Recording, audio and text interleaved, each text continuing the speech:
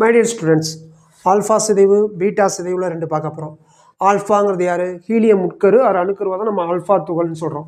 இங்கே எலக்ட்ரான் வரக்கூடாது. 2 புரோட்டான், இதுலேருந்து இதை கழிச்சா நியூட்ரானா 2 நியூட்ரான், 2 புரோட்டான் 2 நியூட்ரான், அதான் ஆல்ஃபா துகள். ரைட்டு. எக்ஸுங்கிறது தாய் அணுக்கரு, இது சேய் அணுக்கரு. என்ன ஆல்ஃபா உமிழ் தான் என்ன ஆகும்? ஏல 4 போச்சுன்னா எவ்வளவு? போச்சுனாவே நான் மைனஸ் தானே, A-4. இசட்டில் 2 போச்சுன்னா என்ன? போச்சுன்னா மைனஸா, Z-2. இதையும் கூட்டி பாருங்கள், இது வரும். இதையும் கூட்டி பாருங்கள், இது வரும். அடுத்து பீட்டாவில் 2 சிதைவு இருக்குது. Beta minus, beta plus. மைனஸ்னா என்னது? எலக்ட்ரான். ப்ளஸ்னா என்ன? பாசிட்ரான். இப்போ பாருங்கள், எலக்ட்ரான்னா மைனஸ் சார்ஜ் தானே, பாசிட்ரானா ப்ளஸ் சார்ஜ் தானே. இதுக்கு நிறை வந்து கன்சிடர் பண்ணுற அளவுக்கு இல்லை, அதனால் நிறை 0ன்னு போட்டிருக்கேன்.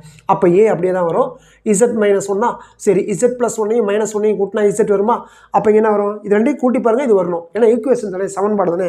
அதே மாதிரி தான் வரும். நல்லா பார்த்துங்க, எலக்ட்ரானோட ஆன்டி நியூட்ரினோ வரும், பாசிட்ரானோட நியூட்ரினோ வரும். இது மாதிரி பார்த்துங்க. ஓகே.